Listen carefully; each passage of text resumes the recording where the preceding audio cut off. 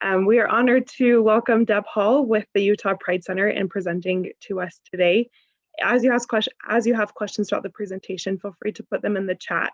We will have limited time to answer those, but if you have any that we don't get to, Deb has offered to respond via email to those questions. So feel free to put them in the chat and we will send out a response to everyone after the meeting is over. And after the presentation, we'll also have a short video from Tracy Gruber. So after that presentation, we'll just play that video. So I'll turn the time over to you, Deb. Okay, thanks so much. Thanks for everybody for having me here today. I'm really honored to talk to you about LGBT seniors. As Rebecca stated, I am Deb Hall. I work for the Utah Pride Center. I'm the director of all adult programming, but my largest program is SAGE, which is Service and Advocacy for Gay and Lesbian Elders. So that's a very large program here.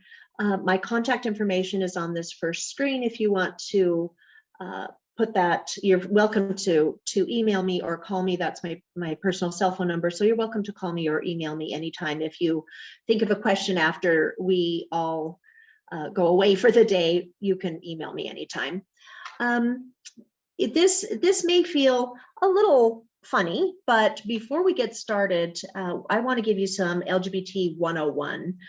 There's a lot of terminology and there's a lot of kind of nuances in this community that a lot of people don't know about. So we are going to go over some things to get you familiar with some of our terminology here. And later we're going to talk about abuse. And you might say, what is abuse if just working with the LGBT community? And it comes in many forms, but it's a very marginalized community and it has a lot of historical discrimination. And so that's why it's important to understand what the LGBT community even is about. So go ahead and next screen.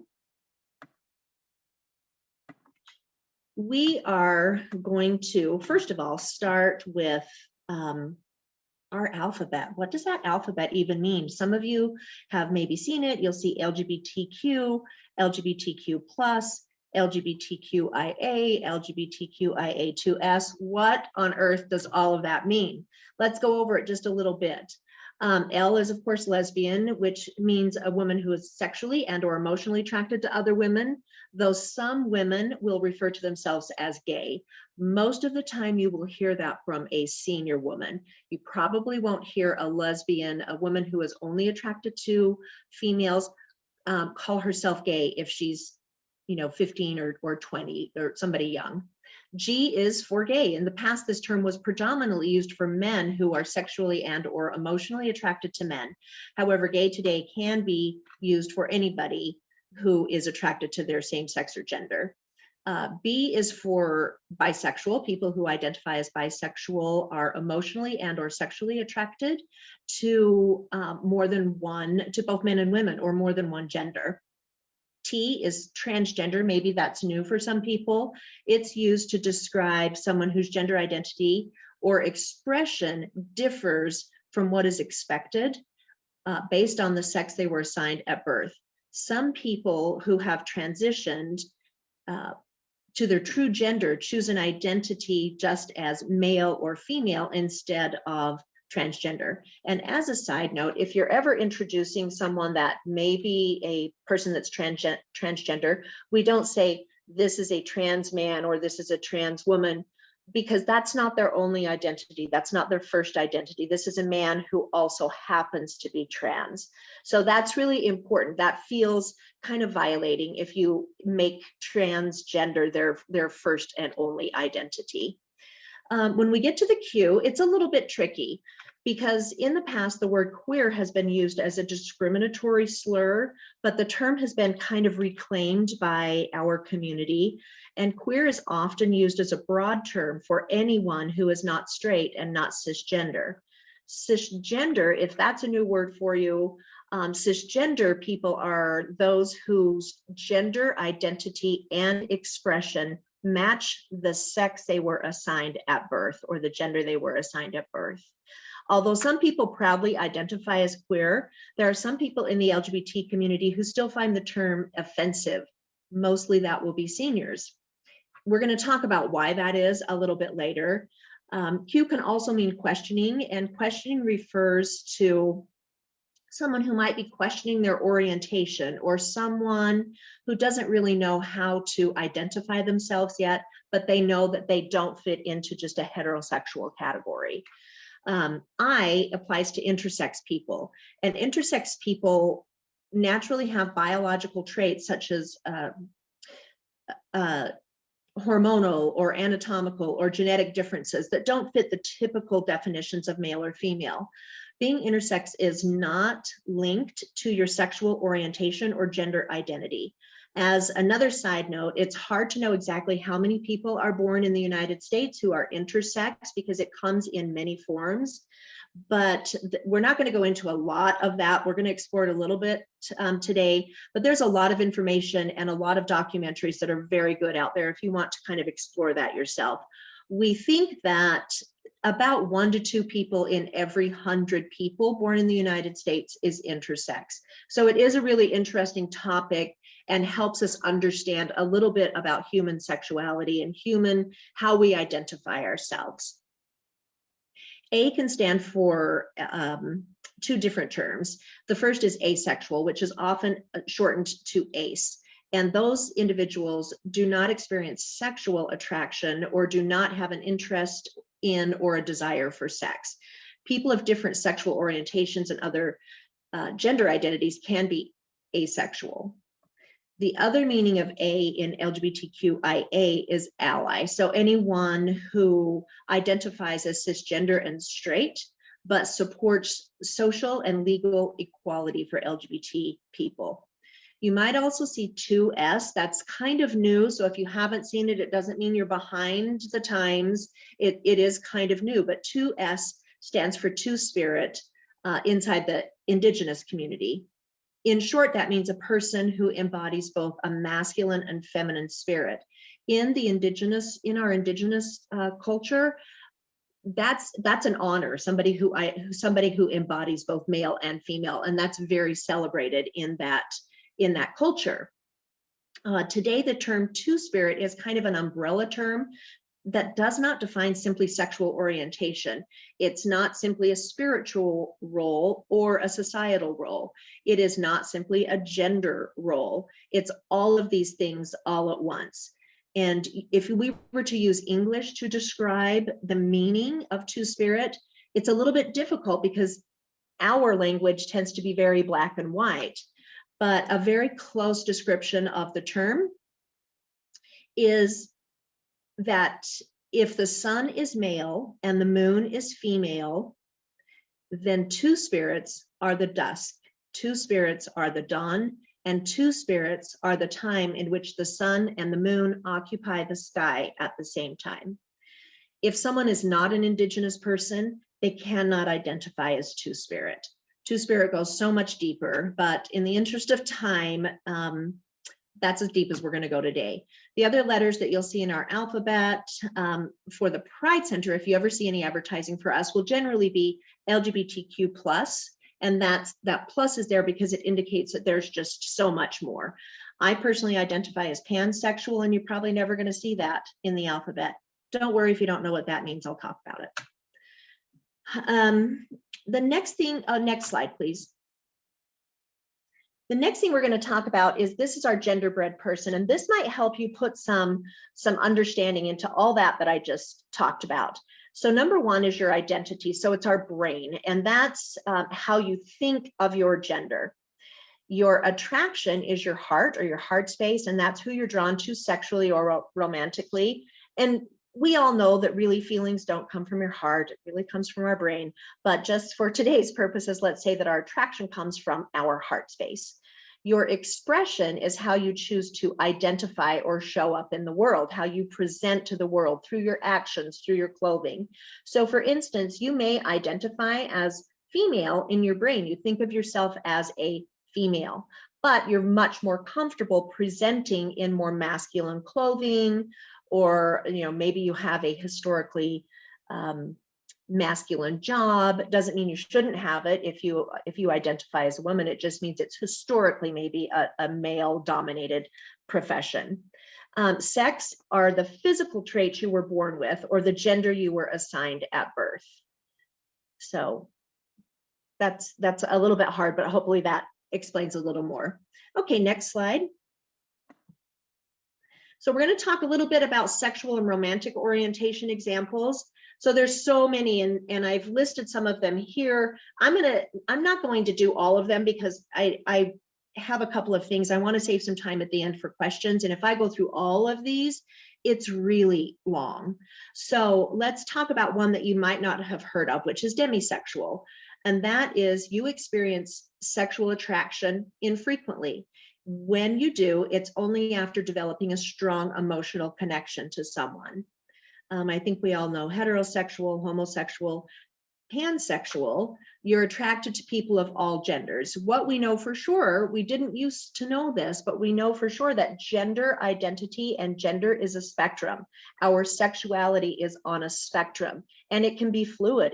There's fluidity throughout our lives. So pansexual, you're attracted to people of all genders. Polysexual, you're attracted to people of many, but not all genders. And then there's romantic orientations.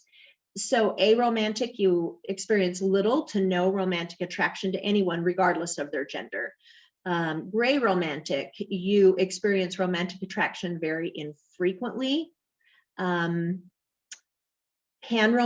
you're romantically attracted to people of all genders, and polyromantic, you're romantically attracted to people of many, but not all genders. So if anybody is confused, don't worry. I am not going to have a test today, but you might have some questions later, and you can email me. Okay, next slide. So we're going to talk about pronouns. What are they? It's kind of a buzz now. What are your pronouns? And often we're in meetings and they'll say, please introduce yourself and give us your pronouns. So you can see from the list of pronouns that they refer to a person's gender, such as she, her, he, him. They, them is a gender neutral way of referring to someone when you don't know their pronoun. It may seem grammatically incorrect when you first start trying to use they, them in that sort of singular context, but it isn't grammatically correct. And if you make an error in someone's pronoun, just apologize and move on. Don't beat yourself up for it. It's really hard to learn everybody's pronoun and remember everyone's pronoun, especially as people's identities change. And when we talked about that fluidity, some people may, when you first meet them, they introduce themselves with a pronoun of she, her. Later down the road, they may say, my pronouns are she, them. So that is also fluid. So don't beat yourself up if you mispronounce somebody. They may correct you, or if you realize that you've made that error, then go ahead and just apologize and move on. It's really hard. You know, once you start falling all over yourself, you generally just dig yourself in deeper. We've all been in that situation. Back to the they, them, there are a lot of other variations of gender neutral pronouns, and you can find many articles out there, or there's a link on that slide. So if you want to go to that link, you can also find some information. As a best practice, don't ask someone their pronouns when you meet them. Rather, give your personal pronouns when you introduce yourself. If that's something that's important to you, do it first, and then that will generally lead somebody to saying, oh, I'm so-and-so and my pronouns are. And that way you're not putting them on the spot if they are somebody that doesn't understand or doesn't know their pronouns. Okay, next slide.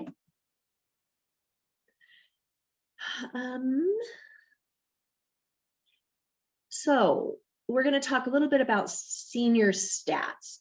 So there are a lot of differences when it comes to LGBT seniors, besides, of course, the obvious, which is who we love. LGBT seniors, these are terrifying statistics if you haven't heard them before, but LGBT seniors are 2 times more likely to be aging alone. They are 4 times more likely to have never had a family, never had children. And one of those main reasons is because marriage equality didn't exist. We were not able to marry our longtime partners. We have many people who have been together for 40 or 50 years, yet they've only been married for, 6 or 7 years since marriage equality came to pass for everybody. Marriage equality was passed by the Supreme Court in June of 2015, making it legal for same-sex couples to marry. And all states at that time had to recognize same-sex marriages that had been performed in other states prior to the wider Supreme Court ruling. Same-sex couples were never allowed to adopt children, and that creates the statistic for seniors to be aging alone. In the United States, you heard this in the first presentation, there are 10,000 people turning 65 in this country every single day. And that's going to happen for quite a few more years because our baby boomer generation is aging. And if you start thinking about that statistic, that startling statistic, we're a little bit ill-prepared in this country to take care of that many seniors. We are living longer. So there's a lot of things that come with living longer. For instance, Alzheimer's is, if you're lucky enough to age, aging is the main contributing factor to Alzheimer's. So while it's great that we're all living longer, we don't have all of the tools in place to help this aging population. In a Gallup poll in February of 2021, the statistic jumped up to 5.6% of adults in the United States identify as LGBT. So I think the last time that Gallup poll was done was in, I believe it was 2017, and it was 4.8%, but it's becoming safer. It's more safe for people to come out now. So what that statistic means is that out of every 10,000 people, 560 people are LGBT. So if we don't understand how or why it's different working with LGBT people, we have to learn that now, because it's just getting safer and safer for people to come out, and we have to know how to work with LGBT seniors. Okay, next slide.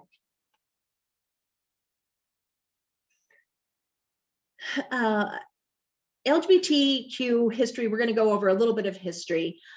Being gay was a very difficult life, as identifying as such was a mental illness. And in 1973, so that's kind of recent history for me. I mean, I was in high school in 1973, so it doesn't, although that's been a million years ago, it doesn't feel like a million years to me. But in 1973, being gay was finally removed from the American Psychiatric Association's list of mental illnesses. So can you imagine being born who you are and knowing that the world thought you had a mental illness because of who you loved? That many seniors underwent what's called conversion therapy. So you may have heard that. It's been in the news for a very long time. So-called conversion therapy, which is also known sometimes as reparative therapy, is a range of very dangerous and discredited practices that falsely claim to change a person's sexual orientation or gender identity expression. Those kind of practices have been rejected by every mainstream medical and mental health organization for decades. But due to continuing discrimination and societal bias against LGBTQ people, some practitioners continue to conduct conversion therapy by whatever name they call it. That often leads to depression, anxiety, drug use, homelessness, and suicide. There are many seniors who relate stories of shock therapy and other forms of therapy when they were subjected either through a therapist or through some organization, maybe a church or any other organization. Because of the historical discrimination towards LGBT people in the areas of housing, medical care, social bias, many of our community seniors experience much higher rates of isolation, homelessness, and poor health. If people don't feel like they have any support in the community, what happens, we see this happening very often. People, they realize that they are LGBT and they come out, maybe they live this great life, and then as they age, they go back in the closet because they feel like there's no understanding, there's no place for them in the world, and so they have to hide. Back in the day of Stonewall, people found themselves thrown in jail for appearing too queer. Now, that's why the word queer has a whole different meaning for the senior community than our up and coming LGBT youth and middle-aged people. If you went to jail for looking too queer, that's going to stick with you. That's got some emotional, some PTSD associated with that. So women who may have presented as too masculine by wearing jeans and maybe a flannel shirt would be thrown in jail. If same-sex couples were caught dancing together, they were hauled off to jail, again, for being too queer. So reclaiming the word means that if we do reclaim that and we start using that, nobody can hurt us. The theory is nobody can hurt us with that word anymore. But many of those people haven't, many of the people who want to reclaim the word have not been through that kind of discrimination in the past.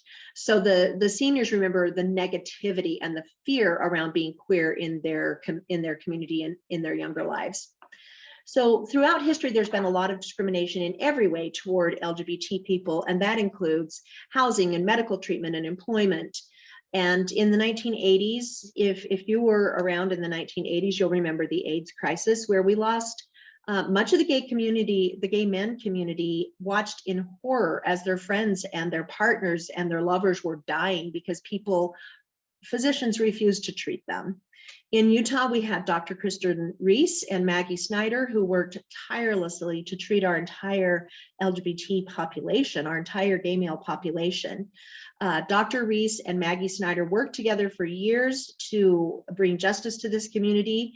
They are also married and still living happily together. They're retired, but they still live happily together here in Salt Lake, and they are just pillars in our community. If you want to know more about the work that they did, there's a movie about Kristen and Maggie, and it's called Silent Heroes. So put that on your watch list. Because of this historical discrimination, gay seniors, as I talked before, often go back to the closet. We see this happening when they go into maybe assisted living or a skilled nursing facility or even in a memory care unit, because they're not comfortable. They don't know how they're going to get treated, and they always feel like maybe they're the only one. There's never just one LGBT person in a crowd. There's never. We already know that statistic. 5.6 people identify as LGBT. So we know there's not just one person, but they do that because they're afraid of how they may be treated by staff or by other residents or other patients. Or they may try to present differently if they live alone, so they don't have to draw attention to themselves by their neighbors, by their landlords. They don't want to get kicked out, and that does happen. They present as straight, even to doctors. And this is a story that happened in 2019. I had somebody that came to me and said they just went to a brand new doctor, and they were in their intake interview with the doctor, and the doctor said, I see your insurance is through such, whatever, Blue Cross Blue Shield or whatever it was. Is that you? Who do you work for? And he said, oh, it's through my husband's company insurance. It's my husband's insurance, and that's my primary insurance. And he said, oh, I'll need you to put your clothes back on and leave the office. We don't treat your kind here. That was in 2019. So this is still happening. This is happening all the time. There is still much discrimination. So you can probably see why people don't always feel that they can be themselves as they age and they're going into facilities. Remember that we don't choose our identities. If you're a heterosexual person, it would be very difficult for you to pinpoint when you decided to identify as straight. You just are. It's the exact same thing, and that holds true for the LGBT population. We also can't realize or pinpoint a time when we said, I think I'm attracted to, females only or males only. We just don't do that. That's not how we're built as human beings. It's just we are who we are. And while we realize that it is on a spectrum and it may be fluid throughout our lifetime, that's also nothing to feel bad about. If you identified as heterosexual and then later you find yourself attracted to somebody else, that's just the human experience. It's nothing to be ashamed about, and it's nothing we should be making other people feel ashamed about. Next slide. So what can you do? If you're working with seniors, as we discussed before, pronouns are important. Give your pronouns in the introduction and the person will generally follow suit. The one thing to remember is if you are working with a senior and you ask them what their pronouns are, they might give you a blank stare. I have a very large volunteer team that works, it's a SAGE volunteer leadership team. And if I'm having a guest speaker in, I will usually ask my team to go around and introduce themselves and give their pronouns. And almost every single time somebody looks over at me and whispers, "Do you remember what I said my pronouns were?" I can't. No, I don't remember what they said their pronouns were. But often seniors don't know because it's interesting, it being in a group with young people, they're very, very important to young people. Seniors will just say often, "I'm just a human being." So that's something, if you're working with LGBT or you're working with seniors, it's one thing to remember. It's kind to ask, but if they look at you blankly, don't push them to choose a pronoun. Presentation, if somebody presents differently than you would expect them to present, just respect the presentation, just respect how they're dressing and how they're presenting themselves to the world. There's a lot of ways to present, and some people present as female all the time, some as male all the time, and some are very non-binary. You'll see people that you don't know, you can't choose a gender, and they present as non-binary.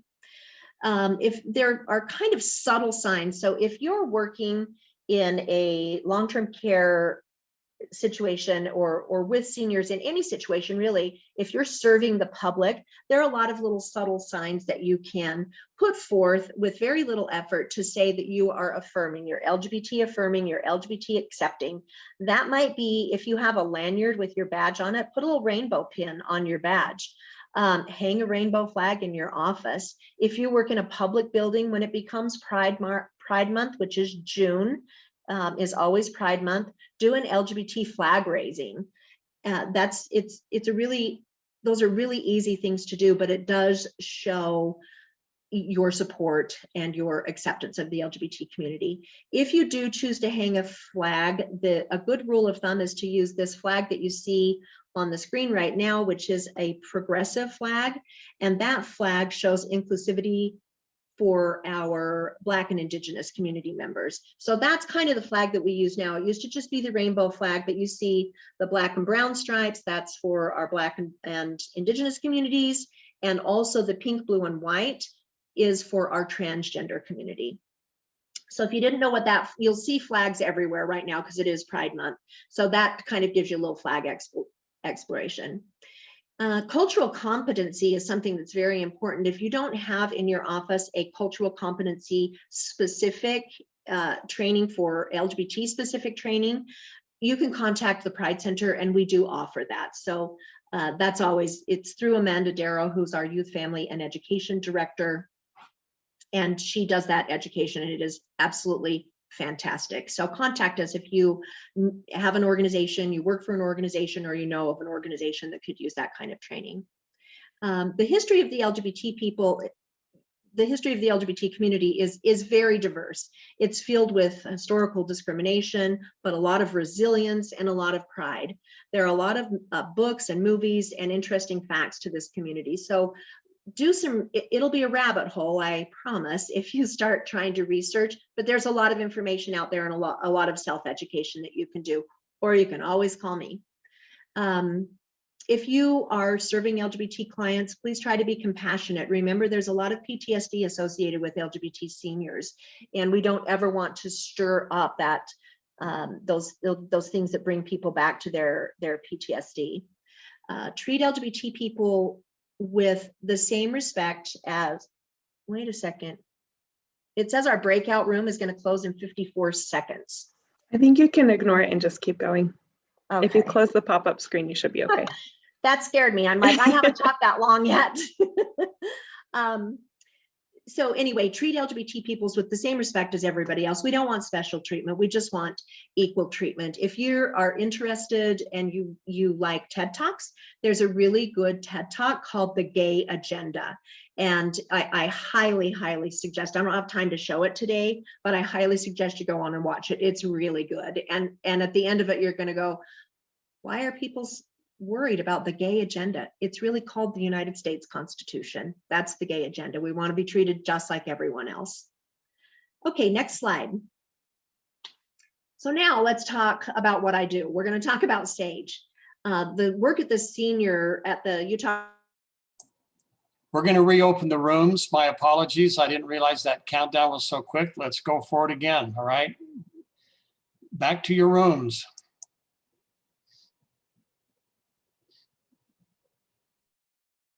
Sorry, that was an interesting little break. We're going to talk about the senior work at the Utah Pride Center and around the nation. So SAGE that we have here, we are an affiliate chapter of SAGE USA. That is an organization that has been around for over 40 years, and they work just tirelessly on behalf of LGBT seniors. And so building off the momentum of the Stonewall Uprising and the emerging LGBT civil rights movement, a group of activists came together to ensure that LGBT people of a certain age could age with dignity and respect. So SAGE formed a network of support for LGBT seniors that's still growing today. And SAGE is more than just an organization. It's a movement of loving and caring activists. We all work to support elder members of the LGBT community. And LGBT elders are the people that did fight, and they still fight for our rights, and we won't stop fighting for theirs. There are 30 affiliate chapters in the United States and Puerto Rico, and Utah became an affiliate chapter nearly 13 years ago. Interestingly, at that time, I was volunteering for the Utah Pride Center, and they became an affiliate chapter, and they asked me to lead the SAGE department. So I did it voluntarily for a couple of years, and then I moved on. I did some other volunteer work, and now it's my real job. It became, as we started realizing the need for aging services, it became a real job. So the Pride Center created this job. I came to the Pride Center by way of the Alzheimer's Association, and we have a partnership with the Alzheimer's Association and SAGE at a national level. So it was a really unique fit, and I was in a really unique position to still work with the Alzheimer's Association in a volunteer capacity, and then also run SAGE. So in Utah, we focus on community education, provider education, social needs and advocacy, and we do it through socialization, so events and activities or monthly groups, monthly programs, support groups, things like that. We take care of people's physical needs. So if somebody needs a ride somewhere to a doctor's office or something, we have set up an account and a way to get people transported to their appointments. We take care of their spirituality, so the connectivity and the self-awareness and renewal, and the self-enlightenment and reinvention and the evolving that we all do as human beings as we move through our lives. The benefits to our senior community is decreased isolation, and that is a leading factor in suicide, a leading factor in depression. There's so many side effects to isolation. People find new friendships, sometimes romantic relationships, and the socialization and connectivity that we provide for community resources is just kind of never ending. When we host events or groups for our seniors, we never ask them to pay. And that's because so many seniors are living on such a fixed income.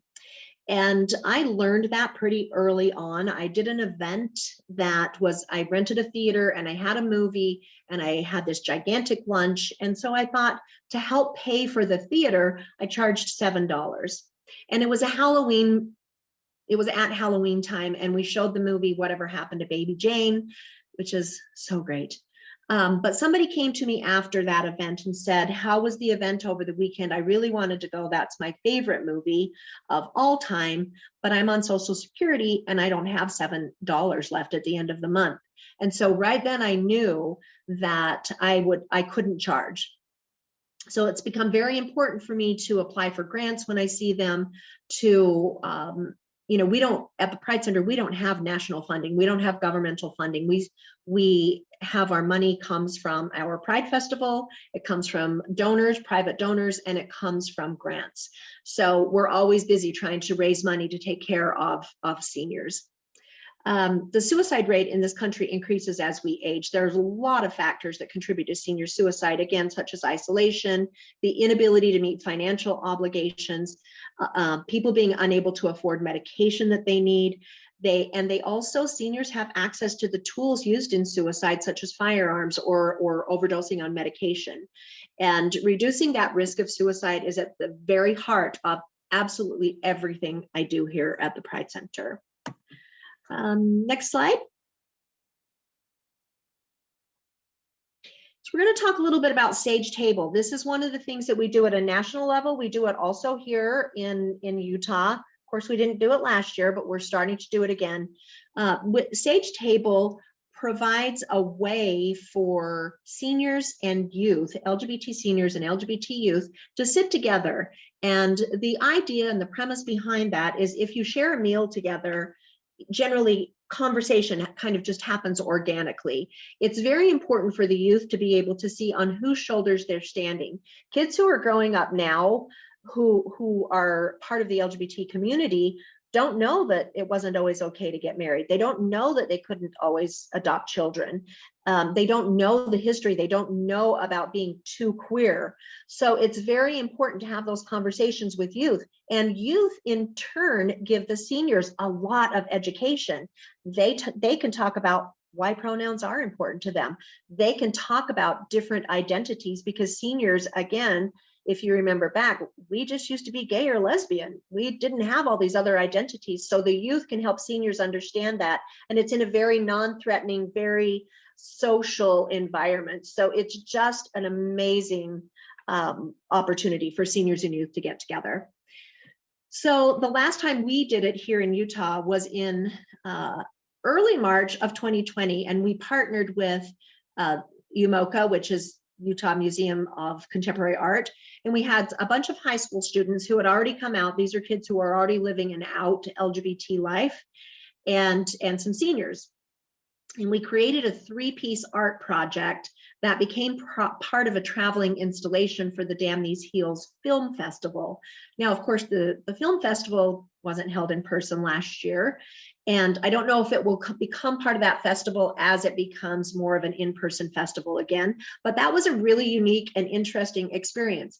All these kids have an art background, and this conversation that happened around this table while we were creating art was just, I'm sure it will impact these kids, as I know it impacted the seniors, for the rest of their lives. So we're really proud of the Sage Table.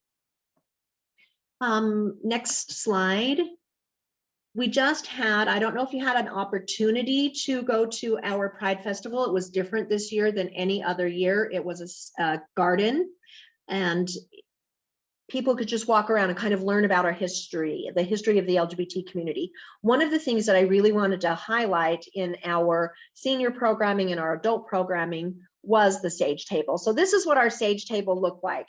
We just had, I don't know, you can't see that picture very well, but we had this great big long table set up. We had 14 people there. And we had these cardboard cutouts with just caricatures that we pulled offline, but people were crazy about it. They loved it, and they're so excited about participating in a Sage Table in the future. I have a granddaughter who's 24, and she came out as a lesbian probably when she was around 20, but she's interning here at the Pride Center currently.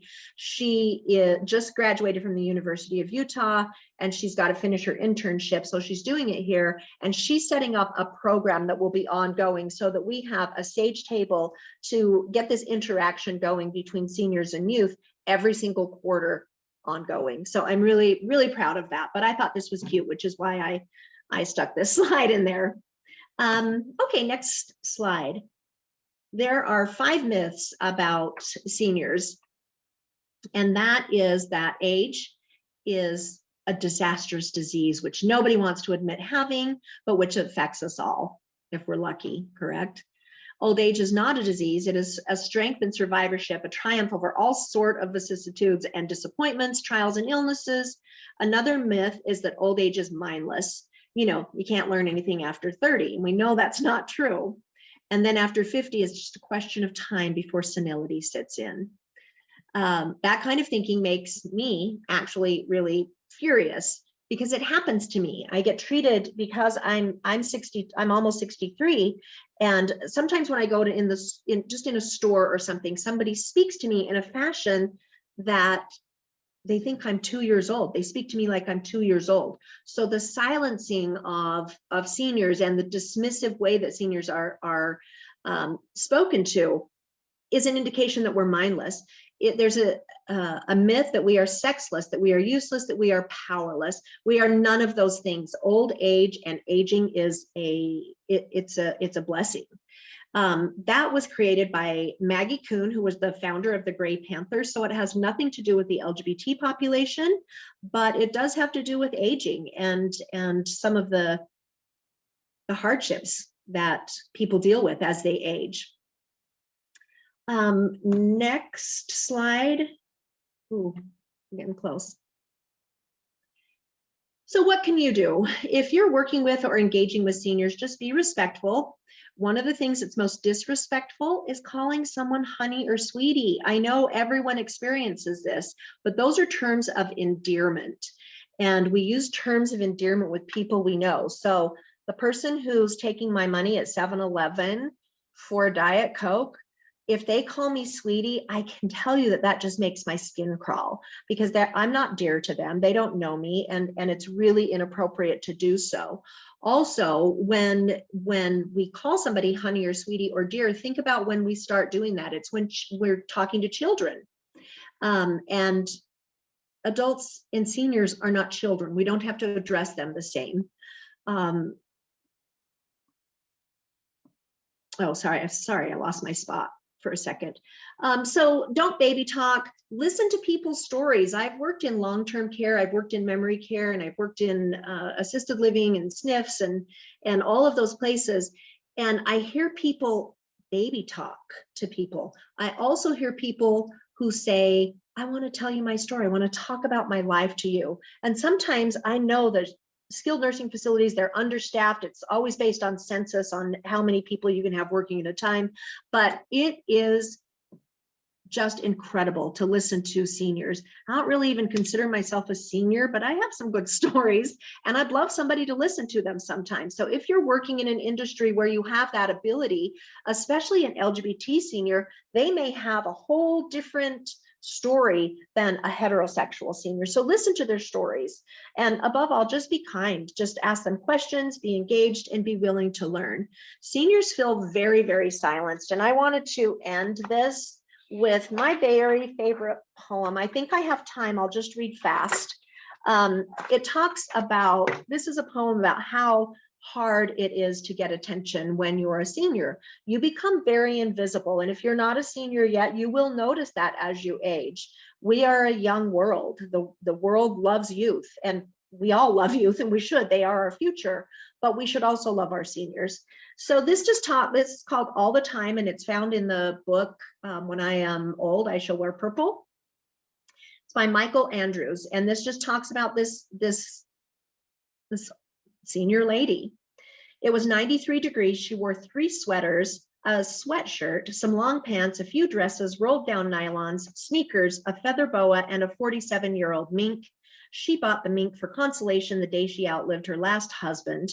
One eyelid was in a flutter of perpetual motion. Lipstick ran all over her face like a map of Chicago. She was as crazy as a 5 o'clock commuter. She went to Safeway twice a week with molding dollars, Social Security checks, and food stamps, stole Tootsie Rolls and ate them before she left the market, walked to the intersection, waited for the light to turn red, hunched low, knees high, lurched out in front of oncoming traffic, waving madly at the skidding cars, her wire basket with coffee, donuts, and smoked oysters bouncing right behind her, chuckling and muttering about insane drivers, one eyeball rotating in an orgasm of fear.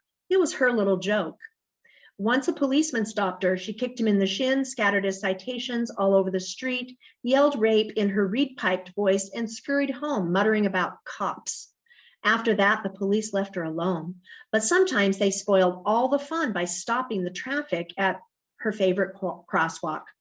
Her house buzzed with ticking clocks. She didn't trust the electric ones. wound all 217 of them every day, but never set the time. She considered the random firing of alarms a form of music. She kept the smoked oysters for the dog in the freezer with her third husband's appendix, which the dog greatly desired.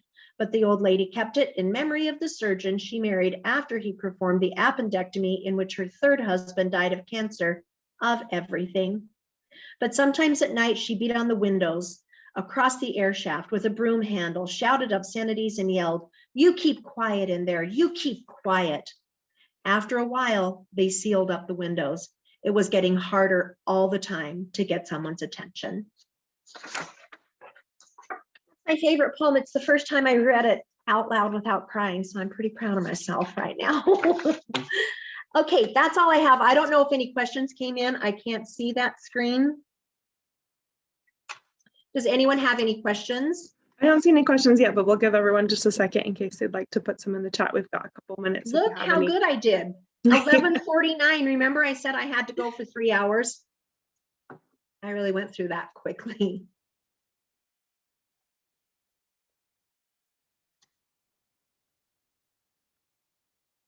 No questions? That means I'm either really, really good or I did not spark your interest in the slightest. There are two ways that goes. I think that means you covered it well. We do have a message in the chat of thank you. Thank you so much. It was fabulous. Thanks. So thank you so much. We really appreciate your time, Deb, and the great information that you provided and also the service that you provide our community. So thank you so much for your time. Thank you. All right. I'll now share a quick video presentation from Tracy Gruber, who is the Director of Health and Human Services, as our closing message. Thank you for taking time to attend the Elder Abuse Conference. I appreciate your support and dedication to addressing this critical public health issue. Older adults often blame themselves when abuse occurs, resulting in shame and silence, which makes your awareness and involvement all the more important.